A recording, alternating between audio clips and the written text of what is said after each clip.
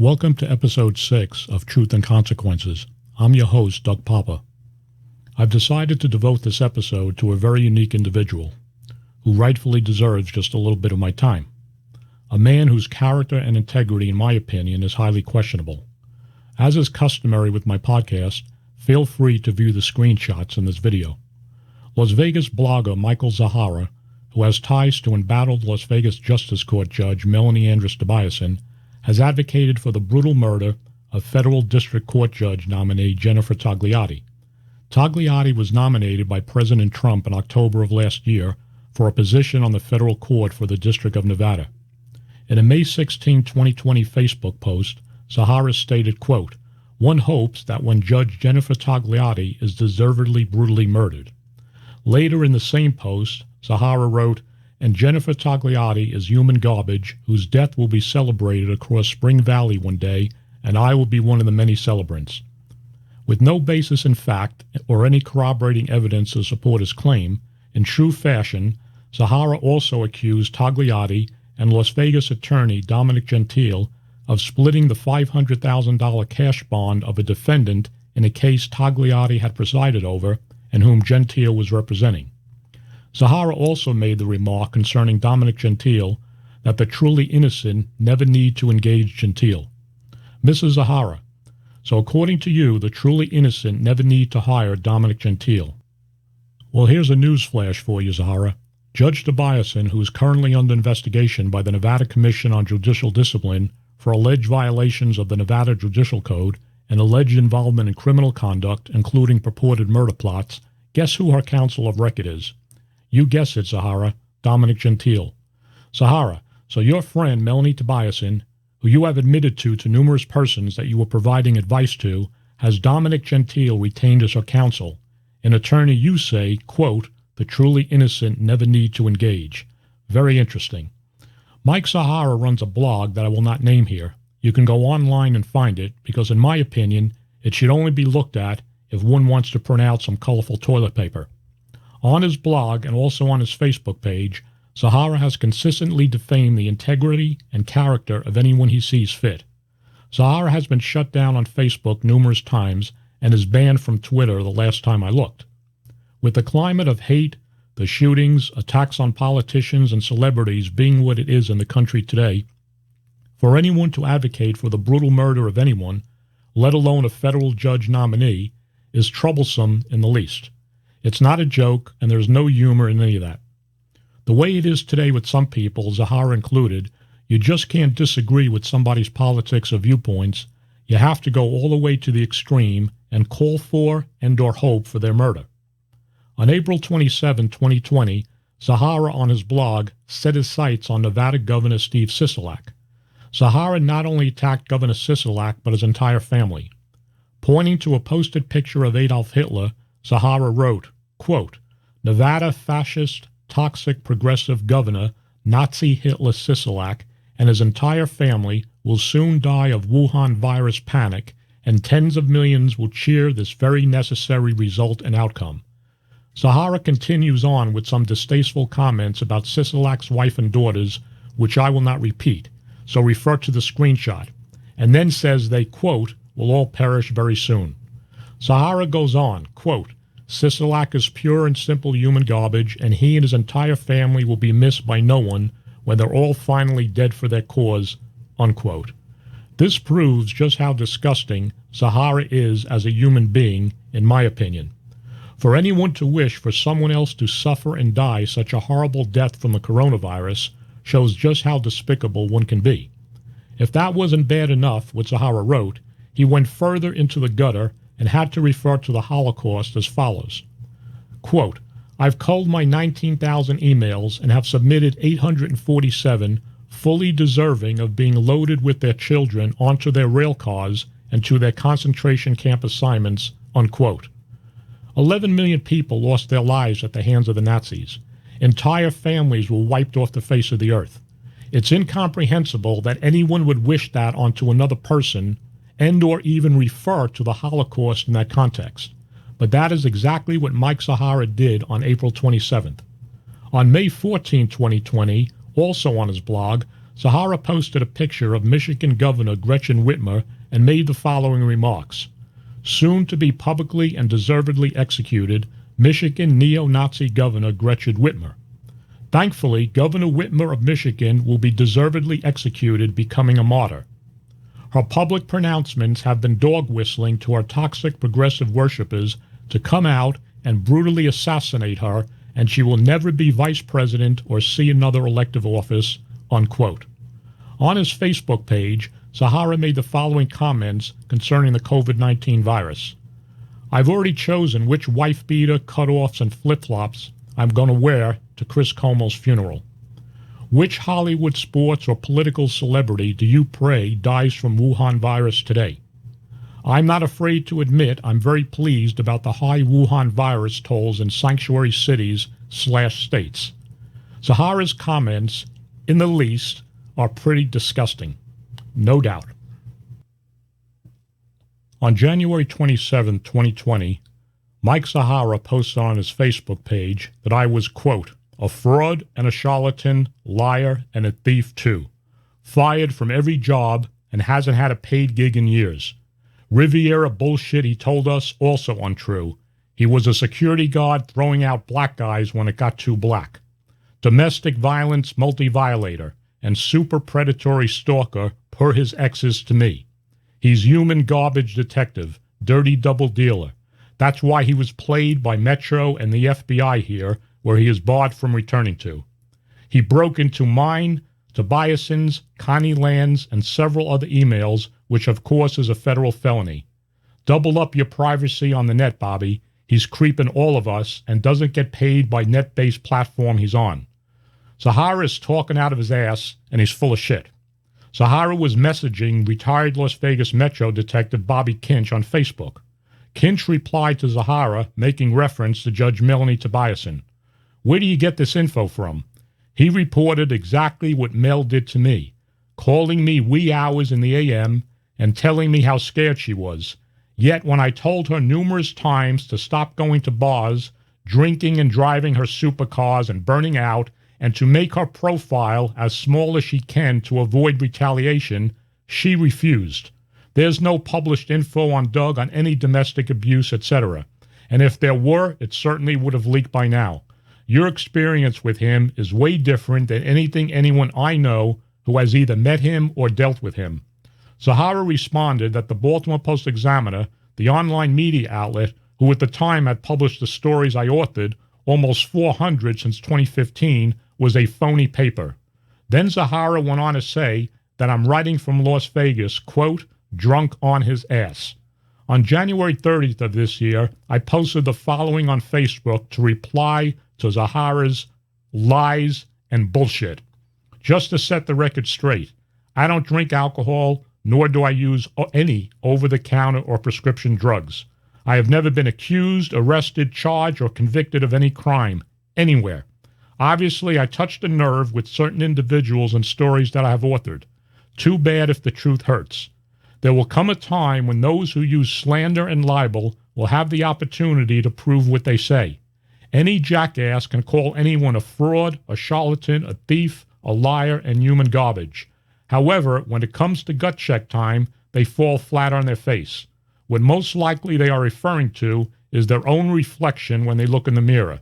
Enough said on this topic. Like I said, I posted that on January 30th. The reason why Mike Zahara was attacking me was because he did not like the stories I was writing concerning Judge Melanie Andress-Tobiasson. Zahara is a liar who has a history of questionable behavior, including threats, intimidation, and harassment, and I will get to that shortly. Unlike Zahara, I do not have an arrest record. Before I started writing the stories that were critical of Judge Tobiasson, believe it or not, Zahara actually praised my work and the Baltimore Post-Examiner.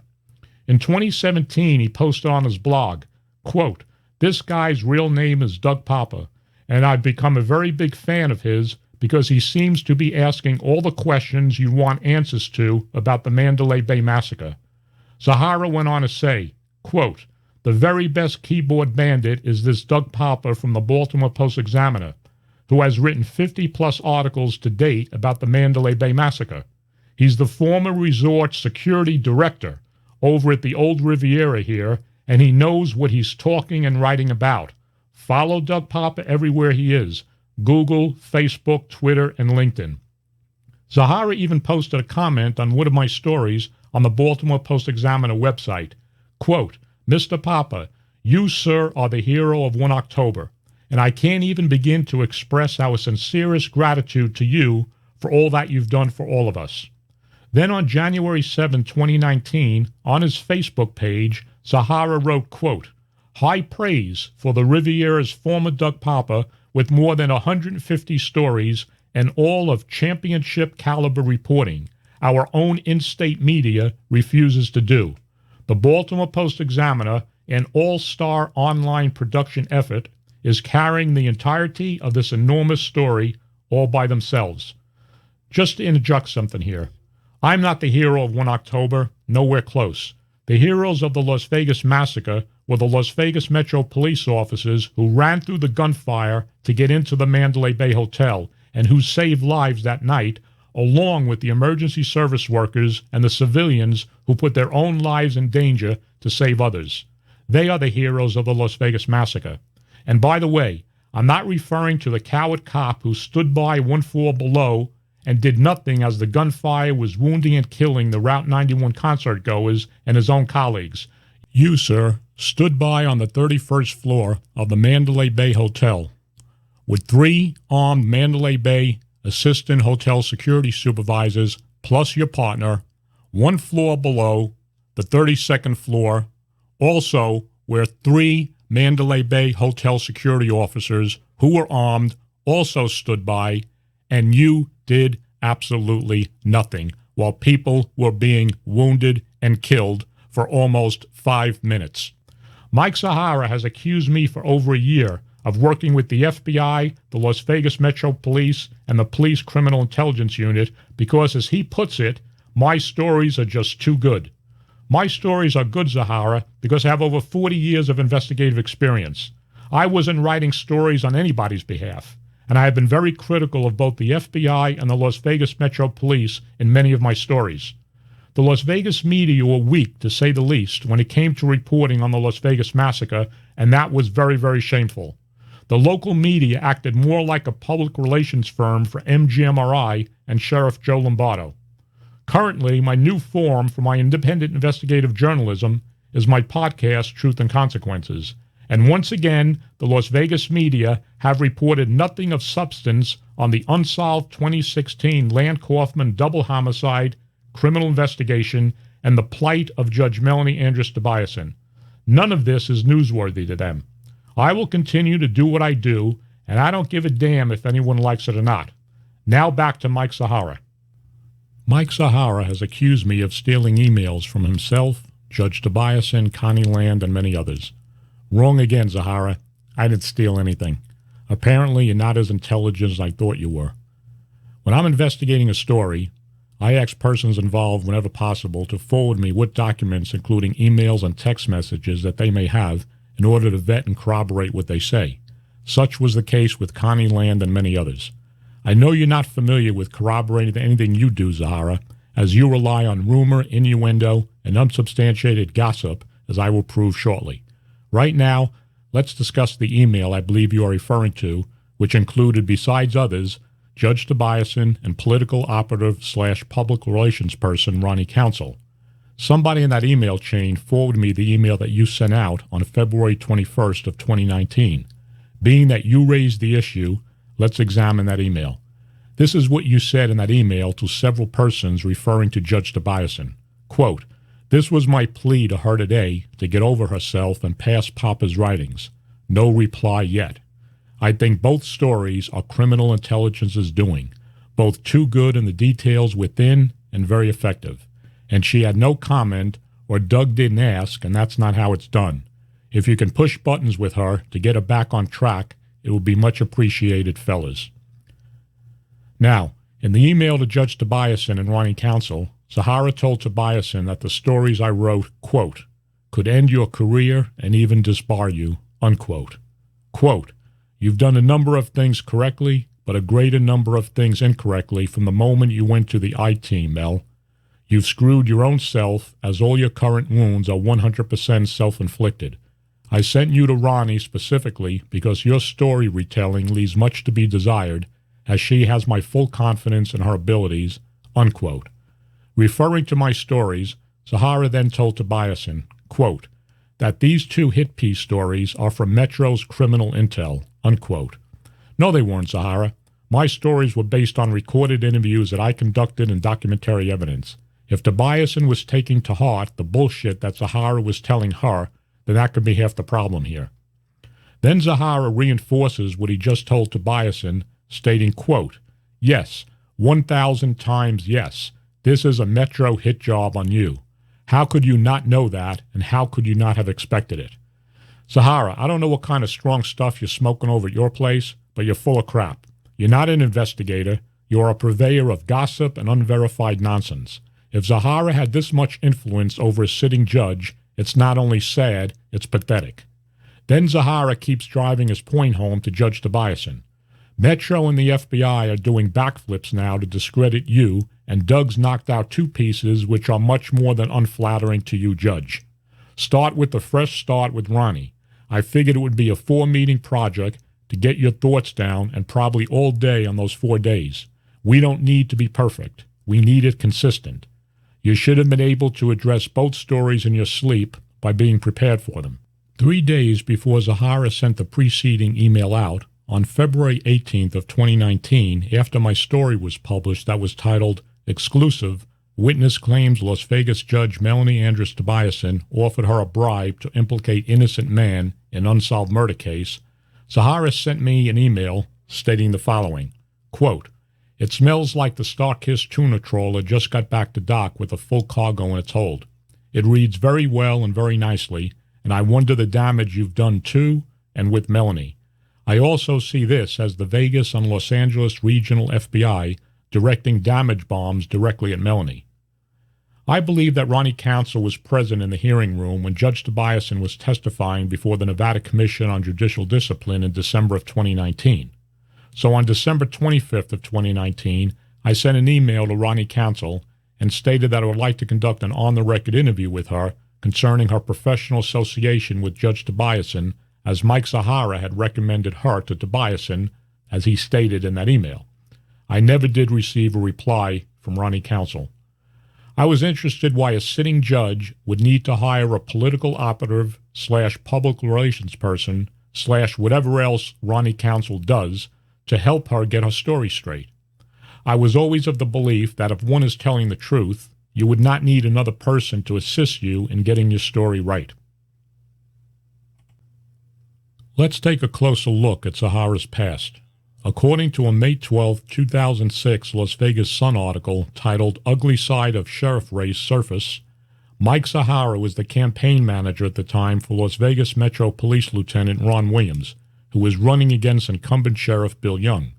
Young later bowed out running for a second term, stating he became weary of politics and the toll the job had taken on his family. Young then supported his undersheriff at the time, Doug Gillespie, for sheriff.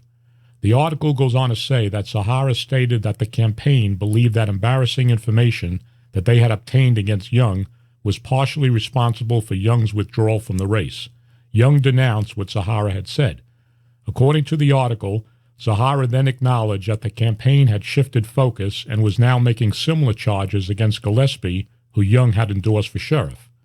Zahara confirmed that the campaign sent an email to Gillespie warning that a, quote, security intel team, unquote, working for the campaign was talking to the FBI about personal and, quote, other gross misconduct, unquote, on Gillespie's part, and intended to make those allegations an issue in the campaign. Quote, "We understand you're running for sheriff," unquote, the email said. Quote, "Please be advised that we have been cooperating with the FBI for months," unquote.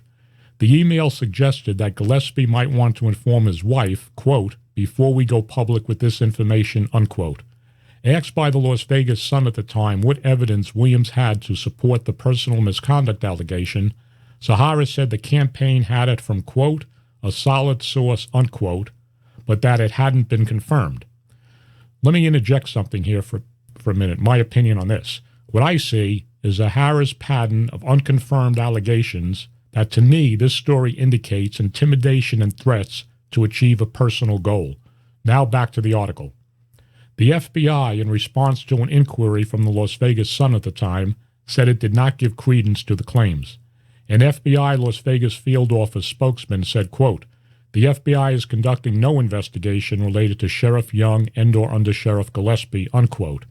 Quote, "Nor has the FBI received any information regarding Young or Gillespie that would cause the FBI concern. The FBI is a nonpartisan law enforcement agency and will not look kindly on allegations filed against anyone without merit, particularly for political reasons," unquote. Zahara said at the time that the email was sent to Gillespie only as a courtesy to his family, and that, quote, "there was no threat. We stated what we knew and what we were going to go public with," unquote. The allegations were never made public. Gillespie and Young said the allegations were false. Doug Gillespie won the sheriff's race. 2 years later, Zahara was in the Vegas headlines again, and it wasn't good.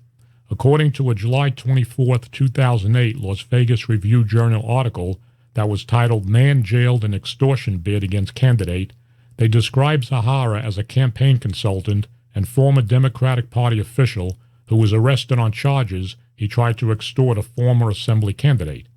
The article indicated the Las Vegas police arrested Zahara on one count of felony extortion, accusing Zahara of trying to shake down Sanjay Sedera, who ran for assemblyman.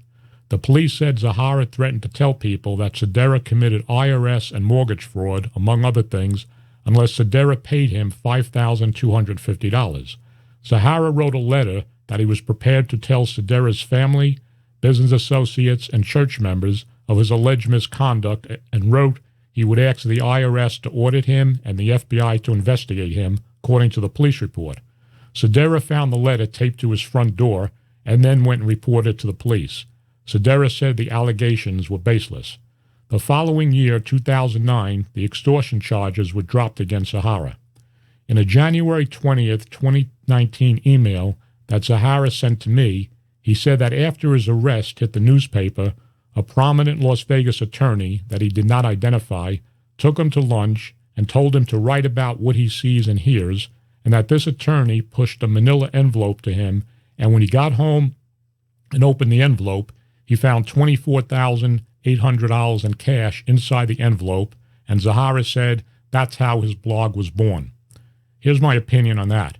This unknown prominent attorney could have saved himself $24,800 because Zahara's blog isn't worth the plug nickel. On October 24th, 2019, Zahara wrote the following on his blog, quote, "Thankfully, we can now inform Connie Land that her daughter's murder investigation is officially dead itself and that no one will ever be charged in hers or the other 2 murders. So get over it and move on, lady," is what the United States Attorney announced this past week. First of all, I've been involved now with Connie Land in the investigation of the Land-Kaufman murders as an investigative journalist for over a year and a half. One thing I could say for sure is that until this case is solved, Connie Land and her family will never get over it, and they will never move on. Zahara, you keep proving just how ignorant of a person you are. With not a care in the least, you make a disgusting comment like that, referring to Connie Land, whose daughter was brutally murdered, and then you have the gall to tell her, quote, "So get over it, lady, and move on." Second, the U.S. Attorney never made any such comment ever referring to the Land-Kaufman murders. And there was only 2 murders, Zahara, Sidney Land and Nehemiah Kaufman. Remember the May 2006 article that I referred to earlier, referenced the sheriff's race at the time, and Zahara's comment to the newspaper when they asked him what evidence he had to support the personal misconduct allegation? Zahara responded that they had it from a solid source. And then he said, quote, "but that it hadn't been confirmed." Really, that's how Zahara operates. This is the way Zahara has operated over the years when he makes baseless accusations defaming the character and integrity of others. Case in point, in that same October 24th, 2019 blog, Zahara posted a photograph of Clark County Chief Deputy District Attorney Elizabeth Mercer and wrote, quote, "That's former Vegas prostitute turned Deputy District Attorney Liz Mercer," unquote. Then Zahara wrote, quote, "Oh, you didn't know? Ms. Mercer was a former prostitute prior to joining the Clark County District Attorney's Office," unquote. On October 25th of 2019, I sent an email to Zahara as follows. Is that bullshit in your story, or was Mercer really a prostitute, and how did you confirm that? Zahara responded, one of our co-workers told me, true or not, I took the shot. Need I say any more about Mike Zahara's character and integrity? Apparently that's the way Zahara vets and corroborates what he writes in his disgusting blog. On July 7, 2019, Mike Zahara sent me an email in which he said that Judge Tobiasson was spreading stories around town about me that nobody was believing. I responded to Zahara in an email as follows. So Tobiasson is spreading dirt on me. That's interesting because there is no dirt. Have no problem talking to anyone about anything. My entire life has been posted on social media, news articles going back 40 years, much posted by myself, so that doesn't bother me. What Tobiasson doesn't understand is that I neither love her or hate her. She went on the record with an investigative journalist. I wrote the story that she wanted to get out. I have the emails, and then she didn't like some of the content. That's too bad. Her story was the primer for others who contacted me and went on the record, and like it or not, they have the right to get their story out also. Tobiasson did many things right and many things wrong. Enough said. In a December 3, 2019 email, Mike Zahara continued on with his harassing and childish nonsense. Excerpts as follows. Quote, kind of stunned on your superfluous piece today. Quote, then taking off on Tobiasson and not Lombardo, who you told me you hated. Quote, and you're obsessed with Melanie. Quote, you're printing a piece with Shane's mother was far more funnier than anything else. Quote, I wonder if you've lost your ability to take 2 steps back and review where your own head is at this point. Quote, yes, Tobiasson said and did things that do not fit the narrative.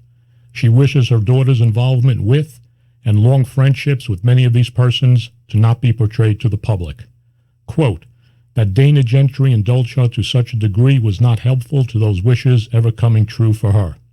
Just to interject here, Dana Gentry is a reporter for the online news outlet Nevada Current and a friend of Judge Tobiasson.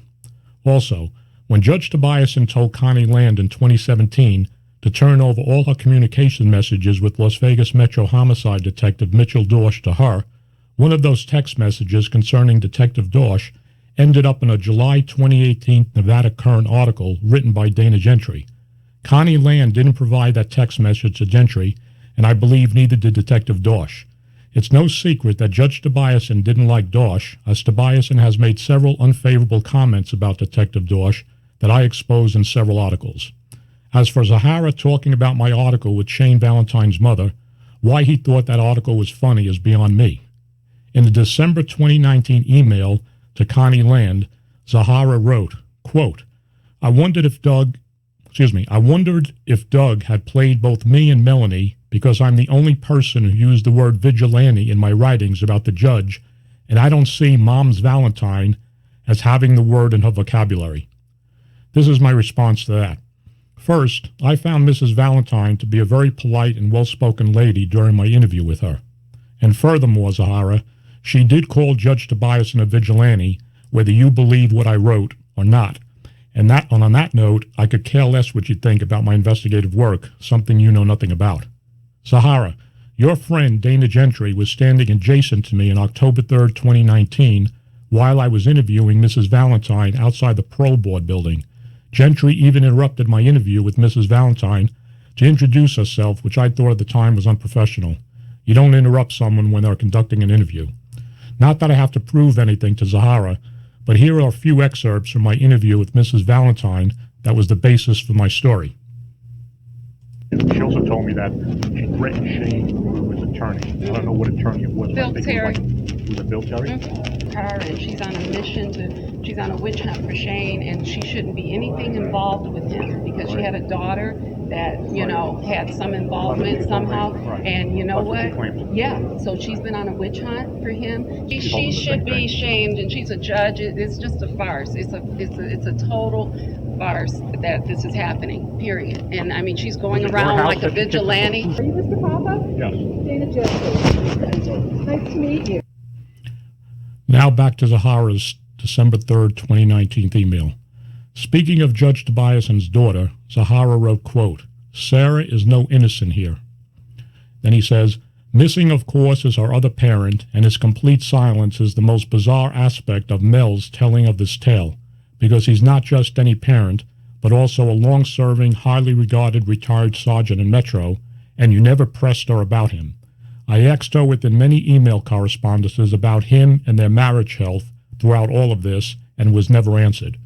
First of all, Judge Tobiasson, in her recorded on-the-record interview with me in May of 2018, did mention her husband to me. She said he was not helping her, referring to her daughter Sarah's involvement with Shane Valentine at the time. Tobiasson told me that she kicked in the door to Shane Valentine's residence and called her husband a sheep, just like 90% of the people, Tobiasson said. As far as Judge Tobiasson's marriage health, as Zahara said, I could care less about that. Mike Zahara is not a friend of mine, never was, and I never met him in person. He started sending me emails after I started writing stories about the Las Vegas Massacre. I had one telephone call with him after he made a comment on his blog about one of the daughters of Clark County District Attorney Steve Wilson, and yes, it turned out to be bullshit. Back to the email. Zahara continued on, quote, I send her, meaning Tobiasson, to the very best to assist her in getting the entire story straight and told correctly, and that never materialized. Connie Land is many miles ahead today after 3 years, willing to accept that Sydney was or may have been a prostitute for Neo. Mel Tobiasson is refusing to acknowledge that because of the embarrassment that would cause her and already has caused her. I stated this earlier, and I'll say it again, since Zahara raised it one more time. Why would Zahara have to send Judge Tobiasson to anybody to help her get her story straight and told correctly, if Tobiasson is telling the truth? And one more thing, as far as I know, Judge Tobiasson, after my story was published in January of 2019, has never made a public comment about any of that, including why she believed the 2016 unsolved Land Kaufman murders occurred and why it was her and her daughter who were meant to be killed, not Sidney Land and Nehemiah Kaufman. On December 3rd, I responded to Mike Zahara's email as follows. Obviously, Mike, you failed to comprehend what I wrote. There was nothing superfluous about my article. You seem to forget that I quoted Tobiasson in that story. By her own admission, she stated that she knows why the murders happened, yet to this day she has never explained why Sidney and Neo ended up dead instead of her and her daughter, as she said. That, my friend, is not only thoughtless but horrendous. One would have to question her objectivity, veracity, and conduct, as she is a sitting member of the bench who has made statements questioning everyone else's conduct except her own. Tobiasson needs to go public and produce her evidence as to why the Land Kaufman murders happened as a result of her being outed. The Kaufman and Land families deserve that much. Anything less would be thoughtless to both families. You seem to have lost whatever objectivity you had, forgetting that 2 people are dead and those responsible have yet to be brought to justice. I do not have the luxury, as you do, to write racist, scandalous, libelous, and abhorrent remarks about others, nor would I. Satire or not, you are far from anything close to being an investigator. But then again, you are entitled to your own opinion. You seem to have forgotten that Tobiasson put her own daughter in harm's way by allowing Sarah to hang out and then work in the very same establishment she was condemning to the police. Further, she knew exactly who Marlon Brown was even before that, as she presided over his case in 2014. If you want to raise her up onto a pedestal, that is your prerogative. All I want her to do is come clean on the murders. She made the comments on the record. Now is the time for her to publicly explain what she said. As far as everything else you have said and mentioned here, I already covered those topics in numerous articles. Lastly, I do not write investigative stories because I'm looking for approval from anyone. It's to get to the truth. That is what is paramount to me. I fail to see the humor in which Shane's mother told me. Mrs. Valentine also has the right to express her opinion. Remember, it was Tobiasson who said on the record that she threatened her son and then kicked in his door. Those were Tobiasson's words, not mine. As for my own objectivity, well, that is just fine, thank you. I do not have to take 2 steps back and see what is on my own head. My head is just fine where it's at. Keep reading or not, much more to come in the next few days and weeks. Mike, you seem to have lost focus on what matters here. One more thing. I don't hate Lombardo the man. As the leader of the LVMPD, well, that is another story that I have driven home in countless articles. After I sent out that email to Zahara, I received what would be his last communication with me. He continued on with his usual nonsense about me, Judge Tobiasson, the FBI, and others. The following are a few excerpts. Quote, "It's clear why you are an unpaid writer for a net platform." Quote, "All of your questions about Tobiasson are within your recorded interview with her. You just chose not to see them." Quote, "You're fomenting a chick fight between Connie Land and Melanie." And then Zahara said that if Judge Tobiasson ever appeared on the Fox News channel, that the producers would, quote, "would have picked Melanie apart before she ever got onto the air," unquote. Quote, "You are not nearly as good as you believe you are, Doug. This is fact. Your own writing proves again and again and again," unquote. Wow. The producers would have picked Melanie apart. Judge Tobiasson, with friends like Zahara, you don't need any enemies. I finally had enough of Zahara's lies, innuendo, and harassment, so on December 4th, 2019, at 2:05 p.m., I sent him the following email. "If you have all this information, then write a straight story. Other than that, don't bother me again." I want to address this, being that Zahara kept bringing this up to me and others. I started writing for the Baltimore Post-Examiner in 2015. I authored several hundred articles based on my investigative work that were published by that online news outlet. The Baltimore Post-Examiner is reader-supported. What I was paid during those years was hardly nothing, minimal. It amounted to less than $1.50 per story. Many have asked, why did you spend your time doing so much research, investigation, and writing for basically nothing in return?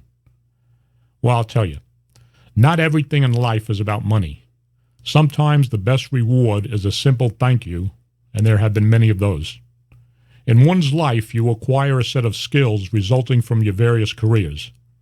I have been fortunate, both as a U.S. Army military police veteran, former law enforcement officer, and corporate executive, to have acquired expertise in investigations, interviews, interrogations, intelligence gathering, undercover operations, and other specialized knowledge. I'm retired now. I live on Social Security. I have decided to use my time and my experience that I gained over a lifetime to write stories so I could fill the void left behind by mainstream media outlets, including the Las Vegas media. The outlet now for my independent investigative journalism is this podcast, Truth and Consequences. Connie Land filed a complaint against Judge Melanie Andress-Tobiasson with the Nevada Commission on Judicial Discipline in December of 2018, stemming from Judge Tobiasson's contact with her in 2017. Mike Zahara was aware that Connie Land had filed that complaint, as he referenced that in emails to Connie Land when he started to contact her in November of 2019. Connie Land provided copies of those emails to me. In a November 13, 2019 email to Connie Land, Zahara told Land that he also knew that the police had facilitated the murder of her daughter Sydney and the police are covering it up. Zahara then wrote, quote, "The buzz at the Regional Justice Center was about your complaint about Melanie, who has always spoke of you with me highly and with the mother's knowledge and empathy, and I told her to fix whatever it is that caused the rift between the two of you, because that is also another of Metro's very effective tools of dividing and conquering anyone who stands in their way and may team up. They were talking about what could be in your complaints, because here the Nevada Commission on Judicial Discipline is so corrupted itself with no due process that they only need to have 3 confirmations of misconduct to bounce any elected judge in the state." Speaking of District Court Judge Michelle Levitt, Zahara then told Land, "Everyone knew about Levitt's daughter, yet she refuses to talk about it to anyone because that means she's a bad mom to LDS, I guess. Melanie suffered the same reaction finding out about Sarah, and she did a number of crazy mom things. It is my hope that I told to you both that reproachment and forgiveness can come between you two. She does not speak ill or disrespectfully of you or your family, but is familiar with F-bombs and knows when to drop them on others, but never in her courtroom." In my opinion, it sounds like Zahara was trying to convince Connie Land to drop her complaint against Tobiasson. On December 2nd, 2019, at 7:51 p.m., Zahara sent another email to Connie Land voicing his displeasure with the story that I had authored and was published earlier in the day that was titled, quote, "Daughter of Las Vegas Metro police officer said her father wants to kill Shane Valentine," unquote. I will have more on that story in a future podcast. The editor of the Baltimore Post-Examiner removed that story from their website entirely. Also, prior published stories that I wrote that were on the Baltimore Post-Examiner website for several months had their content altered. Now, excerpts from the December 2nd, 2019 email to Connie Land from Mike Zahara. Quote, "I can't believe that Doug ran the piece he did today." Quote, "It's a superfluous piece. He's repeating ground he long ago plowed, and he's planted nothing new. There is no new information except he appears to be taking shots at Tobiasson and Ty Bowden." I'll interject here and say, Zahara once again has no idea what he's saying. There most certainly was new information in that story. Zahara then tells Connie Land in the email, again, the very biggest shout-out to young Preston Land, who provided to detectives who interviewed him the rock-solid intel all detectives strive to come by, to extricate from a witness, put together with other intel and evidence later. Quote, "I won't forget Preston, and I will advise when I get to his work," unquote. A red flag is going up here with me on this. Unless Zahara is talking out his rear end again, how would he know what information someone who was interviewed by homicide detectives had told him? As I have reported numerous times, Judge Tobiasson, by her own admission, stated she was receiving confidential details about the 2016 Land Kaufman murders from Las Vegas Metro Police homicide detective Jared Grimmett. To this day, neither Grimmett nor the LVMPD have ever discounted Tobiasson's claims publicly. Why not? Another thing, I never wrote about Preston Land in any of my stories, and as of this date, I do not know what he told the police. I do know he was interviewed as others were because he was Sidney's brother and had visited his sister several times at the apartment. Continuing on in the email, Zahara tells Connie Land, quote, "I've loosely popped into your Facebook just to see what you're chatting up with friends and family about, and that furthers my view that you're handling things much better than I had expected by my previous experiences. I also told this to Melanie many months ago and planned on asking you to do this after New Year's, but Doug expedited that with his piece today. You need to write about this, about your daughter and her violent murder and all of the associated bullshit therein, Mrs. Land. You both have daughters whose lives directly changed your lives, and everything about it, and as I told the judge, you want to be in charge of this entire story and get it done before anyone else should beat either of you to it. As I told her long ago, Doug doesn't know he has a New York Times bestseller within all of those billions of words he writes, and it's only a matter of time before someone he knows reminds him that he has this. Today proved he's not unbiased or neutral, but I only know that he hates Lombardo." If you haven't done so already, please refer to Truth and Consequences podcast numbers 1, 3, 4, and 5 for further background to what is being discussed here, and also refer to the screenshots contained in this video. On December 5, 2019, Mike Zahara sent another email to Connie Land, the contents of which were the same tone as he did previously. Some excerpts. Quote, "It's Poppa who concerns me." Quote, "He's out of ideas and clues, and no one is talking to him because he's blown bridges and had an incident at the FBI here recently where they threw his ass out of their building on Lake Mead. I will comment here. I am far from out of ideas and sources. I accompanied Connie Land to the FBI Las Vegas division in 2019. We wanted to speak to an FBI agent. We had a brief conversation with the FBI Special Agent Justin Todd Smith, who didn't want to talk to us, didn't want to hear anything we had to say, and said nobody would be talking to us. I was a little disappointed, as I am an alumni of the FBI Las Vegas Division Citizens Academy, class of May 2010.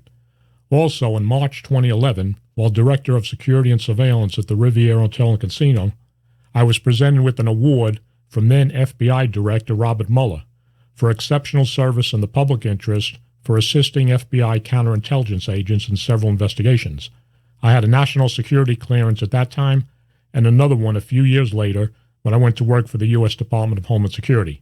Special Agent Smith said if we had any questions, to go home and go online and file a Freedom of Information request.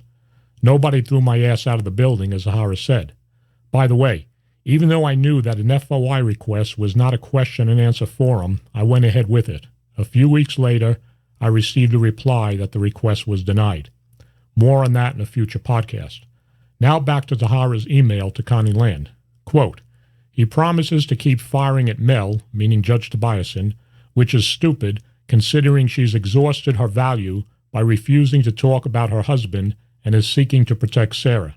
Sarah is a grown woman now, nothing anyone can do to protect her from her own self because it appears she may have joined into this willingly and that her mother is still embarrassed about that and that the FBI knew this and that's why they didn't designate her as a witness. Quote, your Sidney, on the other hand, I don't believe had been pimped out by Neo, though that certainly was his longer-term goal. Then Zahara tells Land, speaking of Neo Kaufman, quote, who would have been putting money on his books in jail or in prison? Another comment here from me.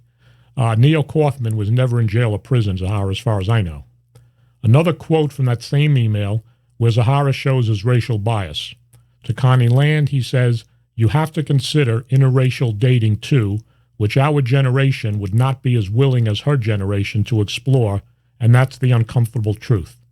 Quote, but I do know that Doug Poppa stirring up shit is not helpful, and I hope he limits it being hurtful to you and yours. Don't let his eager ego sidetrack or derail or despirit you. In another email, Zahara told Connie Land that some of the information that Judge Tobiasson had told me was wrong. Quote, she got a number of things regarding officers wrong, and all she told Poppa about Lombardo was specifically wrong, but understandable to degree, because she's born and raised here and married to Metro, and her folks were prominent business owners here, and she admitted to me that her parents hated all of this vice stuff she was doing. I learned of her brother's suicide from a briefing I got from her chief judge and our mutual friend, Judge Susan Balcom, not from Melanie. She and I never discussed him or the officers she made bold assumptions about, either because that's not where my head was at then or even now. On December 9, 2019, Zahara sent Connie Land another email, and this time he copied Judge Tobiasson on the distribution. Quote, I've added you to my blog mailing list since I don't have a date to jump back into Sidney and Neo, and I don't want you to miss anything that I may write about them and the entirety of all of this. I copied Judge Tobiasson here about Doug Poppa and his being stuck now and his sources having bailed for his recklessness and insane and chaotic way he writes his stuff. Let me comment over here. Zahara, you must be looking in the mirror when you said that because my writing isn't chaotic. You need to take it the garbage that you put on your blog. Like, back to the email. Connie Land told me she finally had enough of Mike Zahara and she blocked him from her social media, so she thought. On December 23, 2019 at 1:49 p.m., Zahara sent another email as follows to Connie Land. Hi, Connie, it's Mike. Know you're busy now, but can you tell me how old Preston is today and how old he was at the crime time 2016 and the age difference between he and Sid? We'll send an email reference Doug stealing my email with Melanie and what you should know about that. But Preston is the guy still on my mind. He never leaves it, and that's a good thing, Mrs. Land. Connie Land then sent me an email, stating, I have blocked him on everything. I have no idea how this message was delivered. I did not respond. At 2:24 p.m., Connie Land sent Mike Zahara the following email. My family has nothing to do with the homicide case. I am unsure why you are inquiring about ages. They are irrelevant to case. I am not interested, nor do I care about Doug Poppa and you. It's none of my business. Please do not contact me again. Connie Land informed me of what she told Zahara, and I responded to Connie Land, if he's smart, that should be the end of it. If it continues, you can file a harassment complaint against him. Zahara wrote on his blog, quote, an LVMPD email which confirms the judge as having been outed. That's not entirely correct either. It was not an internal LVMPD email, but rather a text message that was sent from Las Vegas homicide detective Mitchell Dorsch to Connie Land on September 20th of 2018. I broke that story last year when I uncovered the text message. In that text message, Detective Dorsch tells Connie Land, quote, Detective Grimmett was never part of the interview you're talking about. That's more bad information. That interview was done by vice detectives who outed the judge in the interview. We believe that's when the judge became furious with the department and her tone changed and she would not even allow us to interview her daughter, unquote. Judge Tobiasson told me in my on-the-record recorded interview with her in May of 2018, which I have previously reported on in several articles, that it was Vice Detective Justine Gaddis who outed her as a source of confidential information to Las Vegas Metro Police Officer Ty Bowden and his daughter Allie on October 25, 2016. Tobiasson claimed the Land Kaufman murders happened on October 26, 2016, as a result of what the police did to her that day. I said this before. I don't know what kind of detective would purposely drop someone's name as a source of information to a third party. It goes against any established police protocol that I know of, essentially because you could be putting the source's life in jeopardy. As I reported last year, Vice Detective Justine Gaddis was later reassigned to, believe it or not, the Homicide Division. Metro Police would not comment on Gaddis when I inquired last year. Now that the following issues were raised, I will address them here. In an apparent attempt to undermine and malign my character and integrity, in December of 2019, a fake Twitter account was opened using my Twitter photograph and the Twitter address @OneDougPoppa, which is similar to my actual Twitter handle. Refer to the screenshots for additional information. The Twitter page has photographs of me that were taken from the internet, and also a photograph of Sylvester Stallone with the comment, quote, "Doug Poppa is a liar and corrupt journalist / fake social influencer with zero credibility. Before reading his claims, get to know the gritty truth Doug hides." The Twitter page referenced the website, DougPoppa.com. I never had, nor do I currently have, any webpage. The webpage had the same photographs that were on the fake Doug Poppa Twitter account. The webpage identifies me as Douche Poppa, then continues with the quote, "Disgraced ex-cop and admitted wife-beater obsessed with Sylvester Stallone. Doug Poppa, an inside look at the man obsessed with Philadelphia icon Sylvester Stallone. Poppa was fired from the Loudoun County Sheriff's Department after illegally using police-issued equipment to set up surveillance on his wife before beating her. The crazed man attracted the attention of Daily Mail, Huffington Post, The Washington Post, and other major publications after claiming to have insider info on Stallone, but his credibility was poorly vetted by the publications. Quote, "Public record of domestic violence, an unruly sovereign citizen puts false narrative on sheriff." My comment on this: it's untrue and complete BS. I'm not a disgraced cop, nor am I an admitted wife beater. I have been divorced for almost 35 years. I never beat up my wife.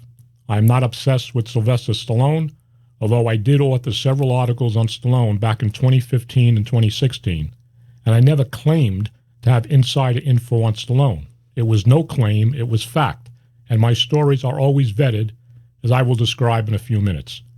This GoDaddy website originated from the Las Vegas area. That is all I can say at the moment on that. The Twitter page and website was shut down a few months ago by the creators. Coincidentally, at the same time, an investigator for the Nevada Commission on Judicial Discipline was conducting his investigation into Judge Melanie Andress-Tobiasson. The DougPoppa.com website mirrored a libelous July 2018 story that originated from an obscure online tabloid news blog called YC News that is based in Pennsylvania. The headline to that story, and again refer to the screenshots, reads, quote, "Who is Doug Poppa, disgraced ex-cop and admitted wife-beater obsessed with Sylvester Stallone?" When I became aware of that story in 2018, I contacted YC News several times and told them to remove the story as it was untrue and libelous. It is still up to this day. The editor-in-chief and chief content officer is a guy by the name of Nick Hatzif-Statu, who is also known as Nick the Hat. I did some checking into the background of Nick the Hat and discovered that, not surprisingly, I might add, that he's a convicted criminal. In 2015, he pleaded guilty in Delaware County, Pennsylvania court to harassment committed repeatedly in an anonymous manner and false report, falsely incriminating another, and was placed on probation, according to the court records. So much for the character and credibility of Nick the Hat. It doesn't end there, because obviously Nick the Hat didn't learn anything from his prior arrest and convictions. In the summer of 2019, Nick the Hat was in the headlines of the Pennsylvania media as follows, quote, Nick the Hat arraigned on racist email hoax, other charges. Quote, Delaware County District Attorney says man allegedly faked racist email from county employee and posed as New York Times and Good Morning America journalist. Quote, Pennsylvania man Nicholas Hatziastu busted for impersonating journalist. Quote, man to stand trial on charges he forged email, published story claiming probation officer is a racist. Wow, can all that be true? Nick the Hat publishing false stories about people?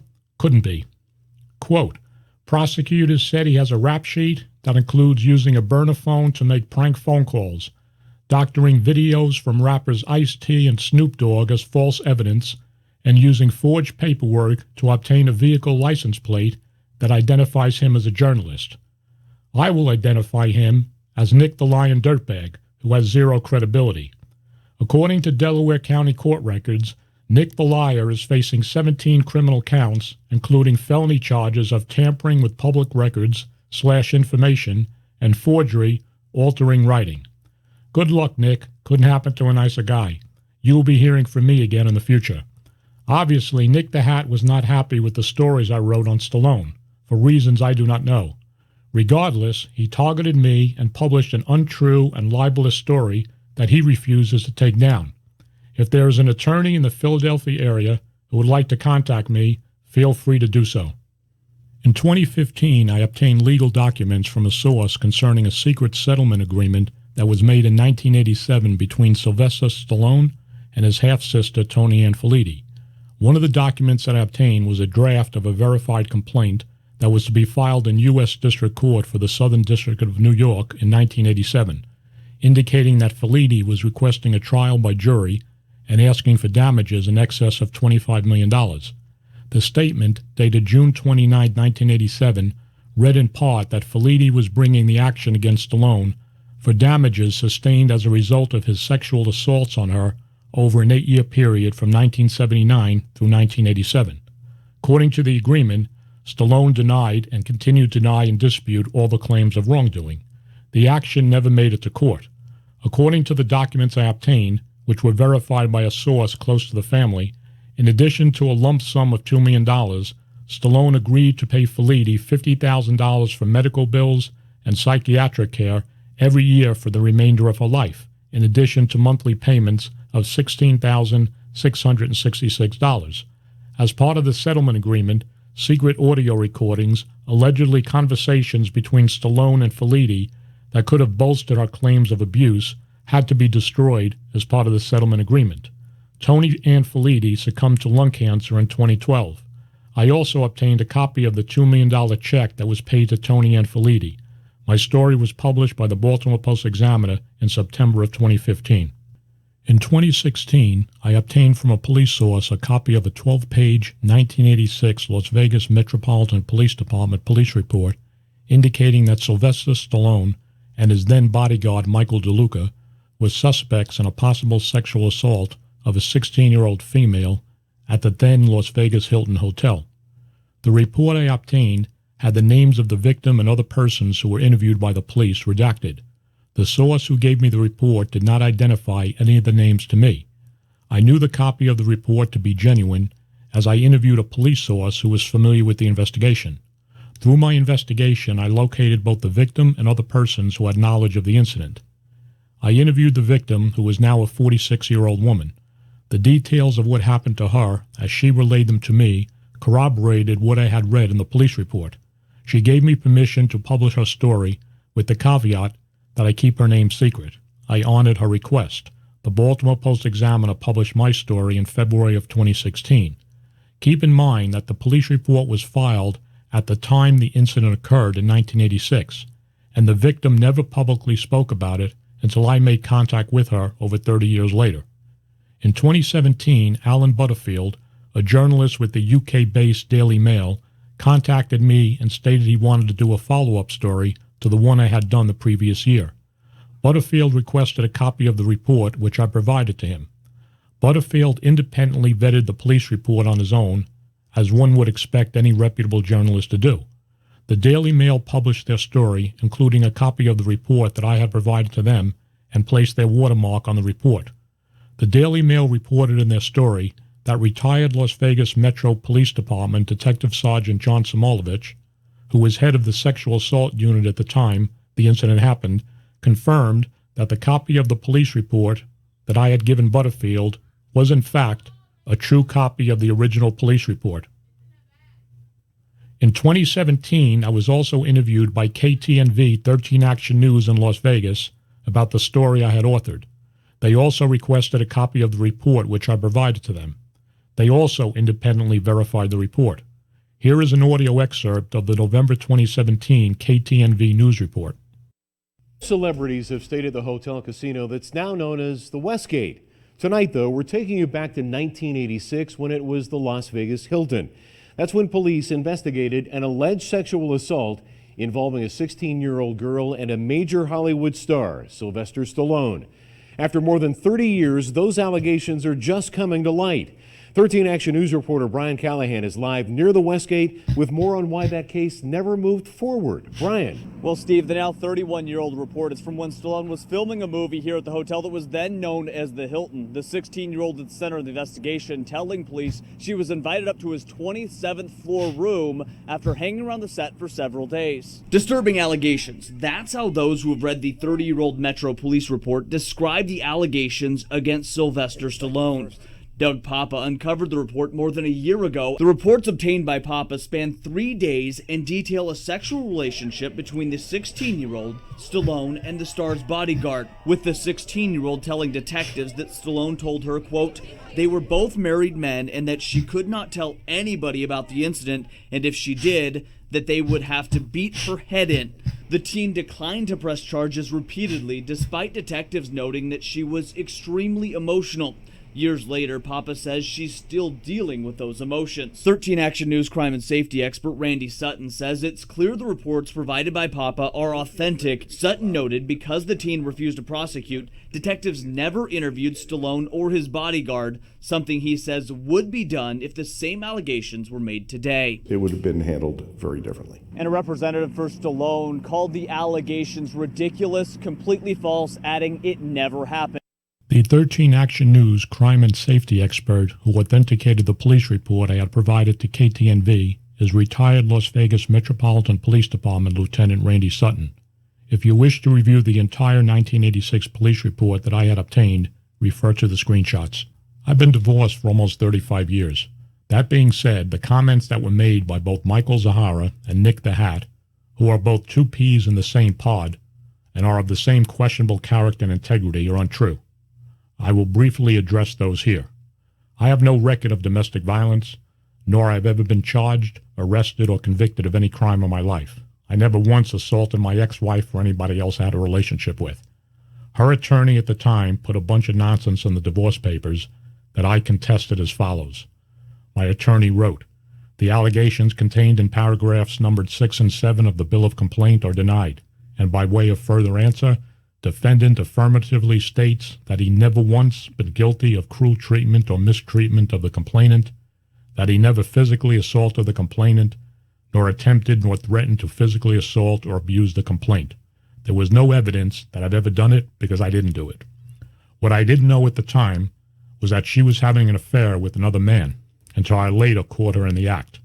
I had witnesses who testified on my behalf at the divorce hearing. My ex-wife pleaded the fifth when questioned about the allegations by my attorney. The divorce was granted to me based on adultery on her part. As far as my divorce, I have said numerous times over the years that the mistake I made back then is that although I was married to my wife, I was really married to the job, especially when I started to work undercover assignments. The sad fact is, the job that cost me my marriage, I ended up losing several years later for doing what every cop is supposed to do, tell the truth. That's ironic, isn't it? I'm going to reserve an entire future podcast to covering the events that led to the end of my police career in 1992. Right now, here is, in a nutshell, is what led to the end of my 12-year police career with the Loudoun County, Virginia Sheriff's Office. Lesson: do not cross that proverbial blue wall of silence. I was Criminal Investigator of the Year in 1986, with an excellent personnel record, including letters of commendation. Once I testified against the prosecutor and a sheriff's captain, I became a piece of trash and the subject of retaliation. No brag, just fact. In 1991 and again in 1992, I testified in court that the sheriff's office and the prosecutor's office withheld exculpatory evidence in the 1988 trial of a man who was accused of the attempted murder of his wife. After I testified in 1991, I asked then Loudoun County Sheriff John Isom to initiate an internal affairs investigation. I had just testified that Captain Vernon Beamer, head of the Criminal Investigations Division, and Commonwealth's Attorney William Birch had withheld exculpatory evidence in an attempted murder case. I shouldn't have even had to ask for an IA investigation. That should have been done immediately, but it wasn't. At the time, Sheriff Isom told me that there would be no IA investigation and that I was to keep my mouth shut and ordered me not to talk to the media because all this would, quote, blow over. When he said that, he was talking to the wrong man and the wrong cop. I didn't keep my mouth shut, and this, as you will hear, did not just blow over. I wasn't going to let that happen, especially when they started to retaliate against me. I was an outsider who grew up in Brooklyn, New York, and I didn't stand for it. What I did not know at the time, but found out much later, was that the defense team had claimed that Sheriff Isom perjured himself at the 1988 trial of William Douglas Carter. Keeping that in mind, here was I asking the sheriff why he wasn't initiating an IA investigation. Simple answer, he knew it would lead back to him. Listen to what I'm saying here. The sheriff's office and the Virginia State Police, when they got involved, refused and did not talk to people I had told them could possibly corroborate my testimony. They didn't want to hear it, and they never interviewed any of them. It was the private investigator for Carter's defense team that tracked them down. A retired sheriff's office lieutenant, a federal agent, and a federal probation officer were all subpoenaed by the defense at the January 1992 habeas corpus hearing.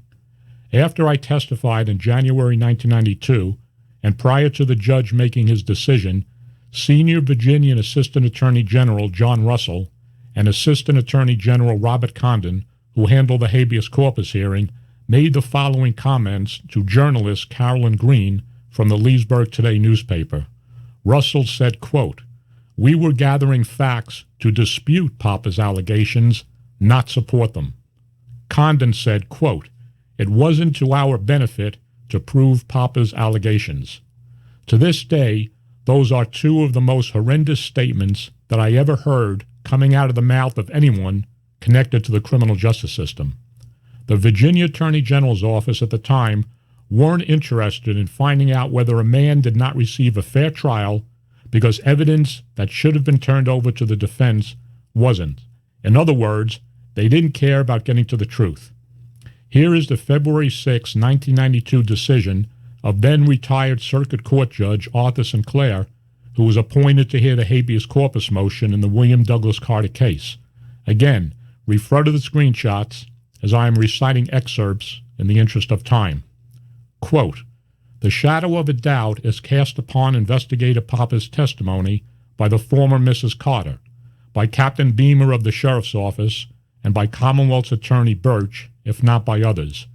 The issues in this case are simple, i.e., did the former Mrs. Carter make the statement concerning shooting herself to then former Deputy Sheriff Poppa?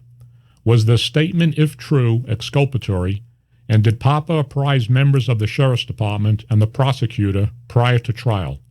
The resolution of these issues places on this trial judge an awesome responsibility he would prefer to leave unanswered. It is my opinion that the testimony of Investigator Poppa is in all respects credible. His testimony has the support of equally credible testimony of the witness Harris, who stated that Poppa came to him with his story of what the then Mrs. Carter told him and asked for his advice. The decision of the court is simply that the petitioner has proven by a preponderance of the evidence that material evidence of an exculpatory nature was not revealed to the defense upon request at trial, which resulted in his conviction and present incarceration.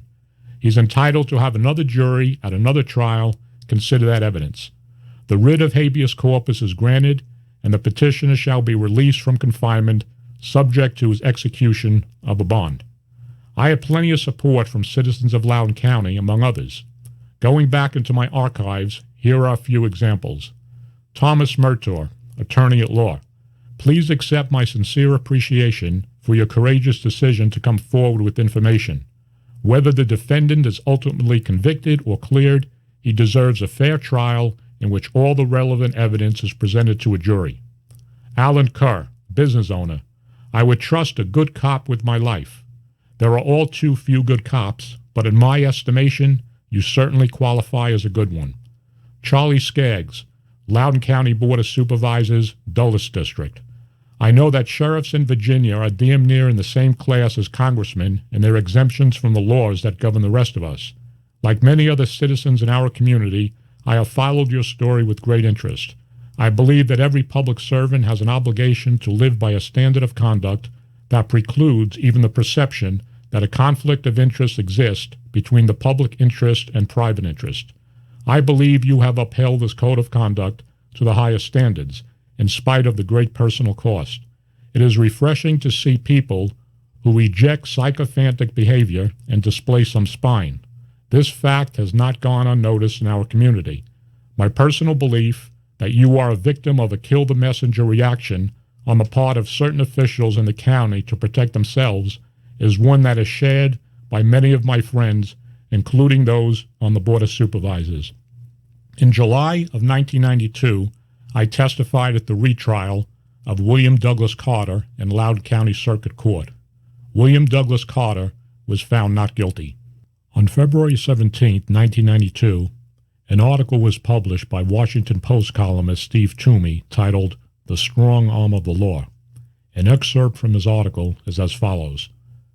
At the January 8th hearing, an attorney for the county asked Poppa if he had ever read a book or seen a movie about a New York City cop named Serpico, who fingered corruption in department ranks. The attorney seemed to suggest that Poppa had a Serpico complex, wanting more glory than facts. Sure, Poppa said he knew about Serpico, but he recalls saying, quote, "The only complex I have is the Doug Poppa complex, and that's to tell the truth," unquote. 10 days ago, after hearing from Carol Carter and Beamer and Birch, retired Circuit Court Judge Arthur Sinclair, who was appointed to handle the case, freed Bill Carter from prison and ordered a new trial. Sinclair said law enforcement had failed to disclose key evidence at Carter's first trial. The evidence was Poppa's. He was, said the judge, in all respects credible. On April 3, 1992, Brett Phillips, the owner, editor, and publisher of the then Leesburg Today newspaper in Loudoun County, published an editorial titled "Firing a Cop." The Loudoun County Sheriff's Department has fired Deputy Douglas Poppa for allowing a CBS crew to follow him around during the first week of March to film an upcoming segment of Street Stories.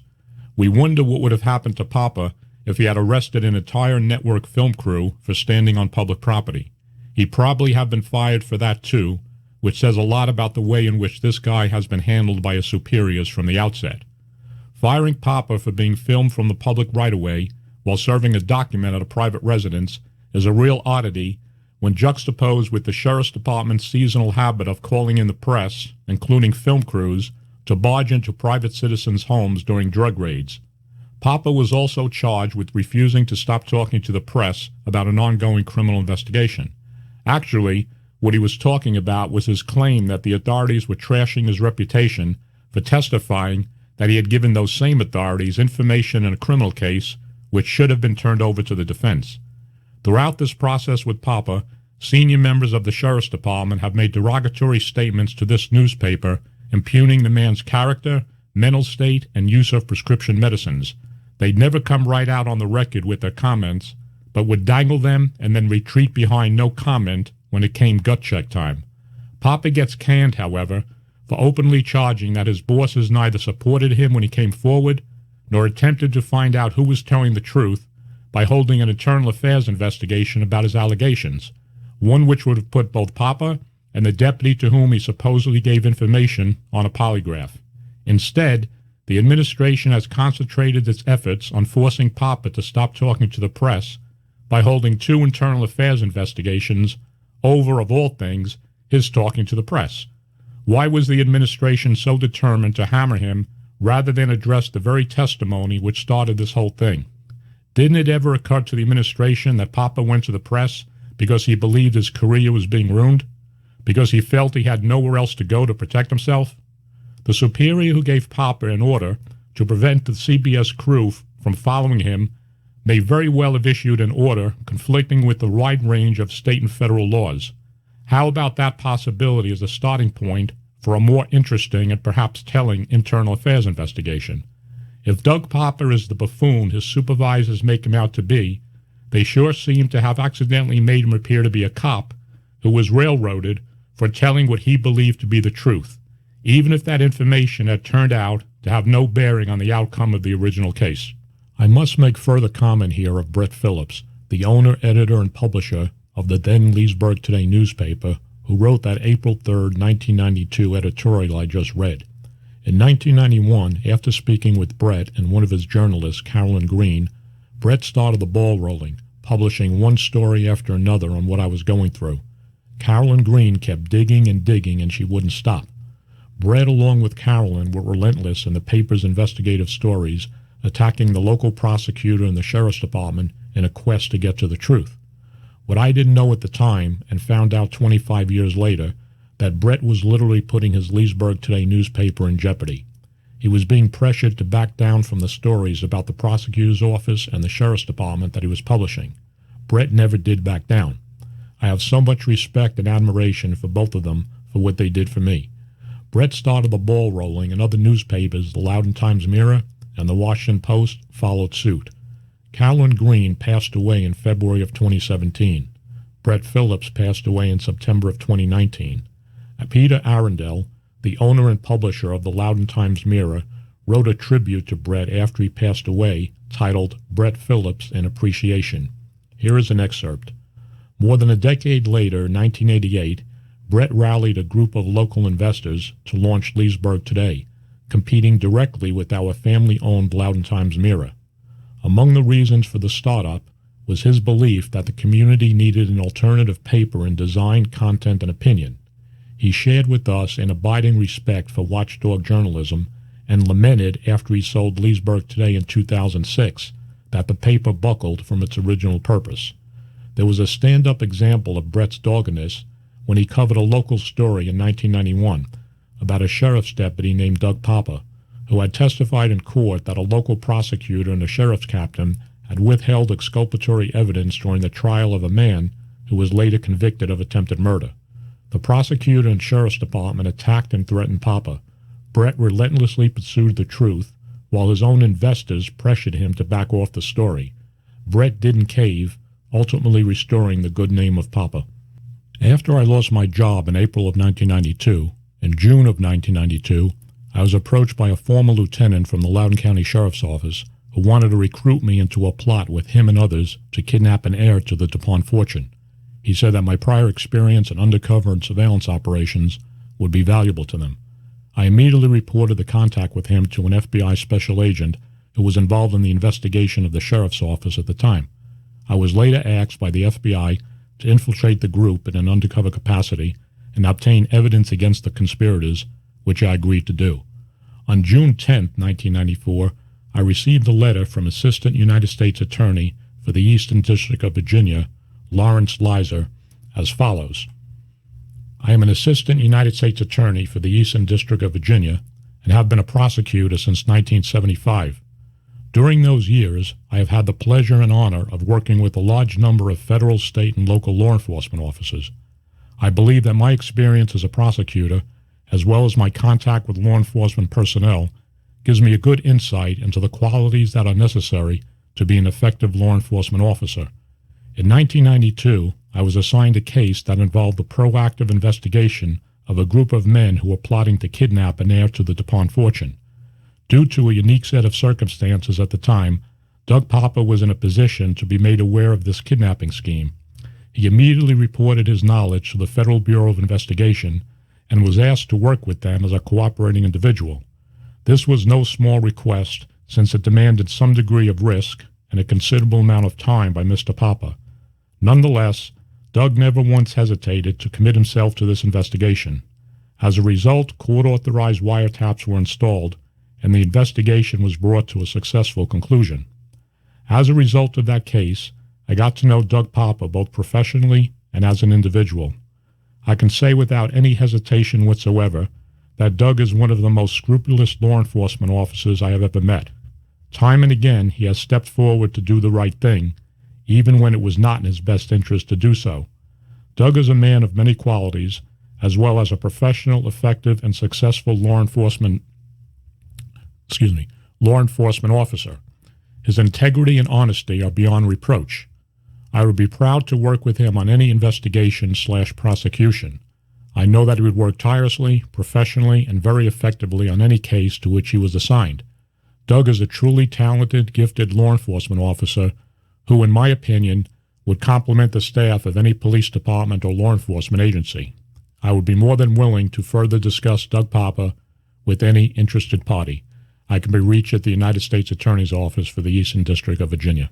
In January of 2012, I was fired from my position as Director of Security and Surveillance at the then Riviera Hotel and Casino in Las Vegas after I had reported to the Enforcement Division of the Nevada Gaming Control Board that I had been informed by the Director of Advertising that the Senior Vice President of Gaming Operations had ordered that a slot machine be rigged as to not allow a jackpot to be paid out, and that the President and CEO and the Vice President of Operations knew about it and took no action. I filed a wrongful termination and whistleblower retaliation lawsuit. My attorney at the time told the Huffington Post that the case falls squarely under Nevada's whistleblower protections, and then she said, quote, Mr. Poppa did the right thing and attempted to correct a wrong perpetrated by the Riviera against the public and its customers. The civil action was settled out of court by the corporation in 2013. At the end of this podcast, I will have a few television news clips from 1992 that covered my story back then.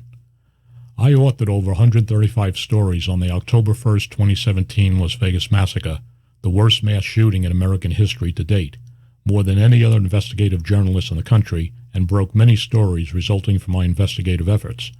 I debunked several conspiracy theories along the way and backed up what I had written. I was the only investigative journalist in the country that predicted very early on that the civil action brought against MGM Resorts International by the victims' families and the survivors would never see the light of day in a courtroom, and also backed up those assertions in my stories. The Las Vegas Massacre was entirely predictable and foreseeable, and I drove that point home in countless articles. As a matter of fact, one or two of my investigative stories were actually used as exhibits in court motions early on by the victims' attorneys. I mentioned earlier in this podcast that I have been asked numerous times over the years why I had devoted so much of my time, even to this day, investigating stories that I do not get paid for. Like I said earlier, sometimes money is not everything. A simple thank you for the work I have done is enough, knowing that in the end, I made a difference in somebody's life and hopefully continue to do so to this day. It's all about uncovering the truth. That's it in a nutshell. Here is just a sample of some of the comments I had received about my work on the Las Vegas Massacre. I remember this one gentleman who commented that in order to find out what's going on in Las Vegas, you have to go all the way to Baltimore, referring to the fact that I was investigating from Las Vegas, but my stories at the time were being published by the Baltimore Post-Examiner. April 3rd, 2018, from Dr. Larry Barton, Ph.D. and instructor at the FBI and U.S. Marshals Academy. I don't know if our paths ever crossed, but your analysis of this Las Vegas Massacre is one of the most accurate, insightful, and meaningful pieces of journalism I have read in my 30 years of addressing workplace violence. Please keep researching and writing. We need you, society needs you.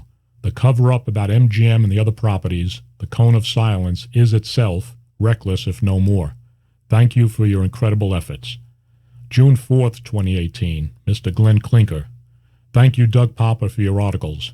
I was at the concert that night with my family and have many questions while we had to run for our lives. All of your articles have been reassuring to what I actually went through. Please keep investigating and reporting the truth behind the day our lives changed forever. July 19, 2019, Ms. Avona L. Murford. Doug, thank you so much for your article and your continued devotion to finding out the real truth in all of this. I lost my son in this massacre, and like so many others who lost family members or whose loved ones are suffering lifetime injuries, we just want accountability, recognition of what went terribly wrong, and then resolution so it never happens again. There is so much more to learn, and we are disappointed that the Las Vegas Metropolitan Police Department considers this a closed case when all of our pieces are still missing. We are entitled to know the truth. Thank you also to the Baltimore Post-Examiner for its support of the victims of the crime to allow challenges such as this to be made public. During the time I was investigating the Las Vegas massacre, I had the pleasure to meet a great attorney and a wonderful lady, California attorney Catherine Lombardo, no relation to Clark County Sheriff Joe Lombardo. Catherine was one of the attorneys who was representing some of the victims of the massacre. Catherine and I appeared on several news programs discussing the mass shooting. This is what Catherine Lombardo said about my work while appearing on the Jim Paris Live radio show on January 7th of 2019. Because Doug did a wonderful investigation on this, and I can't say enough wonderful things about Doug Poppa and all of his investigating. He has benefited everyone immensely. He's the one that knows more than anyone. He's the one that has been on the ground investigating this.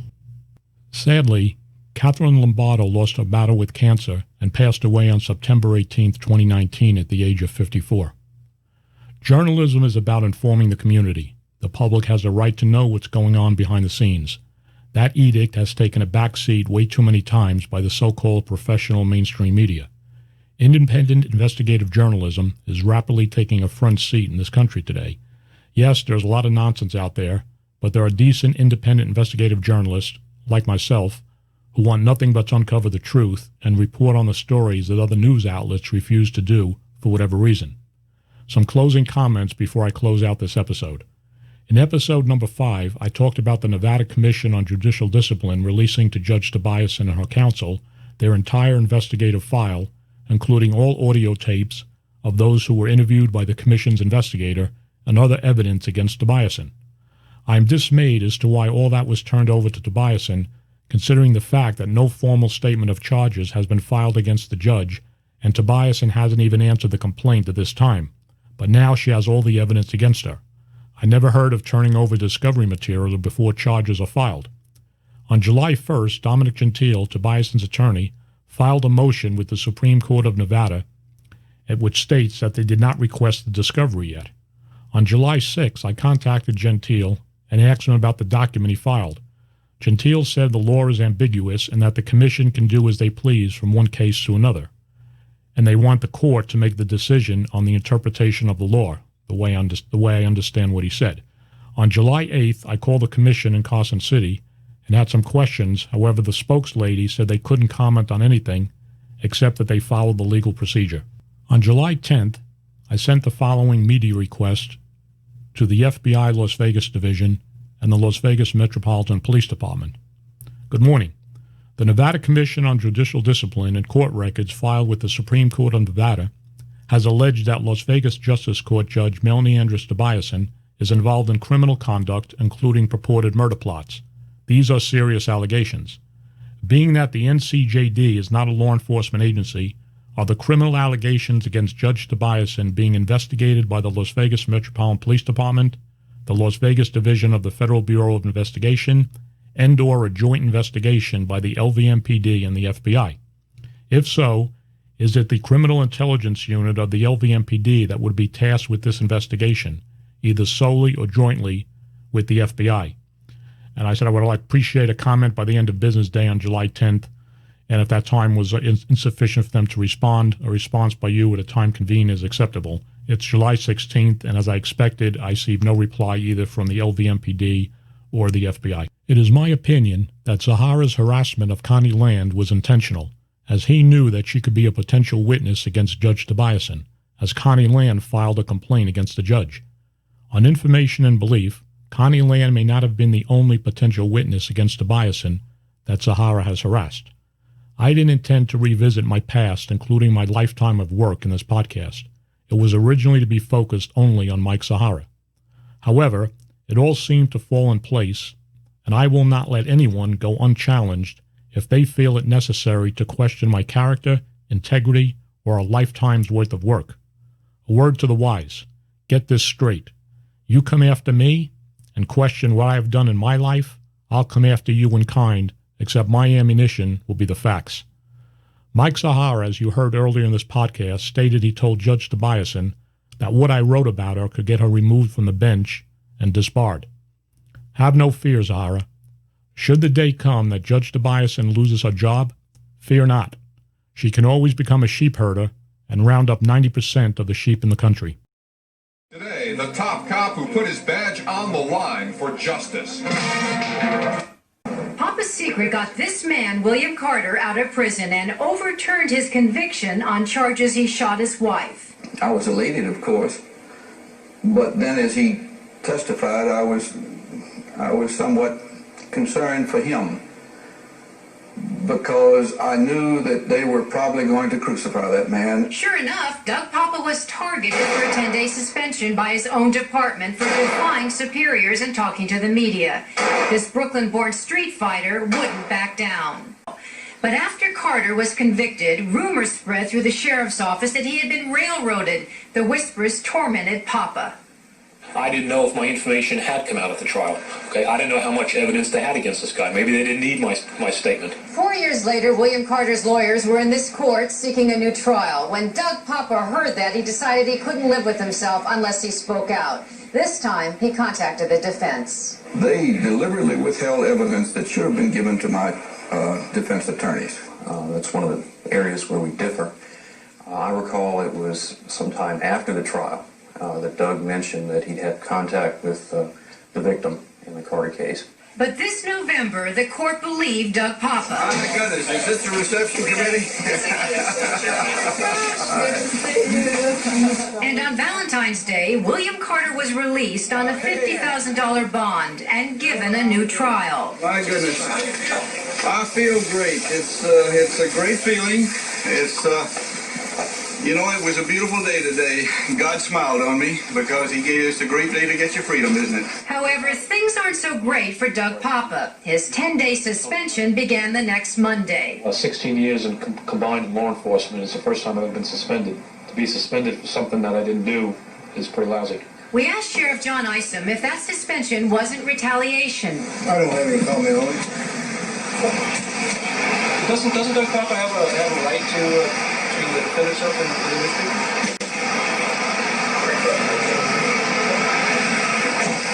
That's what bothers me about this whole thing.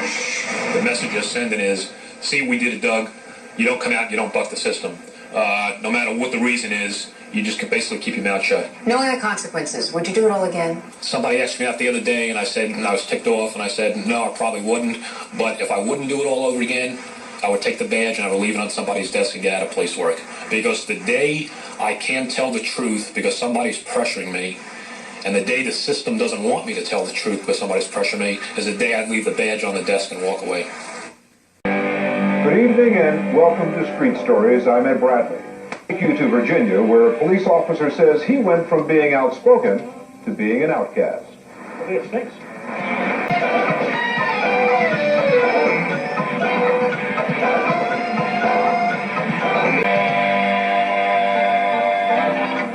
Sometimes the truth has a price. That may be the lesson of a Virginia police officer who says in trying to do the right thing, he ended up paying for it, possibly with his career. Now he's at the center of a legal storm involving divorce, attempted murder, and perhaps the jailing of an innocent man. And the furor is far from over. Bernard Goldberg has the story of one man who confronted truth and consequences. I testify and everything changes. I'm the most experienced investigator in narcotics in the sheriff's office, and then just like, that doesn't mean nothing anymore. Instead of busting drug dealers, Deputy Poppa feels he's been busted himself. He lost his job as a narcotics investigator, he says, when he told an ugly truth about a 4-year-old crime. The truth about how his own department and the local prosecutor allegedly ignored key evidence and may have sent an innocent man to jail. You know the name Doug Poppa? Yes, I do. God bless Doug Poppa, an honest cop. Doug Carter spent 4 years in prison for the shooting of his ex-wife. And he could be locked up again if a new jury believes her instead of Deputy Poppa. As for Deputy Poppa, just 3 days after his demotion to process server, the sheriff took his badge and gun away. The charge? Misconduct. They're snakes. I don't even know what they got me for. Misconduct, that could be anything. I'm spitting on the sidewalks and my tie being crooked in the car, to something. Sheriff John Isom wouldn't tell us why he suspended Deputy Poppa. Nothing that has occurred with this man has had anything to do with his testimony that I know of. Nothing at all. As for Deputy Doug Poppa, it turns out the sheriff suspended him for telling us his story, but he still insists the only thing he's guilty of is telling the truth. And if you tell the truth, it will end up being right in the long run. I have to believe that because I believe in the system. While we were preparing our report, the sheriff says Deputy Poppa disobeyed a direct order by allowing our cameras to follow the deputy as he went about his job. Poppa was fired for insubordination. He's suing to get his job back. This man usually puts people on trial in this courthouse, but in a rare turn of events, the Loudoun County Commonwealth Attorney was called to the witness stand. William Birch was asked to respond to allegations that he pressured a witness to lie in earlier court proceedings. No, sir. A woman who lived at the Carter mansion the night Carol Vandergrift Carter was shot 5 years ago testified that the prosecutor coached her to withhold testimony about the gun involved. I certainly did tell him about that it was a .38. I don't recall her saying anything about the gun or .38 caliber, anything like that. He's lying to cover his tracks on the last trial. Former Sheriff's Deputy Doug Poppa's complaints about the prosecution in the first trial got William Douglas Carter out of jail and prompted this retrial. The FBI is reportedly looking into allegations of police and prosecutorial misconduct in Loudoun County, but spokesman will not comment on the status of the investigation. After serving more than 4 years behind bars, Carter was on the edge of his seat when the verdict was read today. Jen Fox has our report. We, the jury, on Keisha's joint, find the defendant, William Douglas Carter, not guilty. Wendy Arm.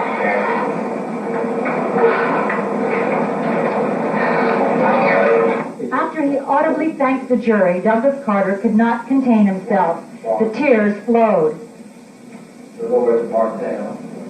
When I came out and testified in November of 1991 at the habeas corpus hearing, and again in January, I was suspended for 10 days without pay, and I ended up being fired after 12 years in this department, okay? I'm mad, and I'm angry, and I'm going to be in Loudoun County. I'm going to be a thorn in their side until William Birch and John Isom are thrown the hell out of office.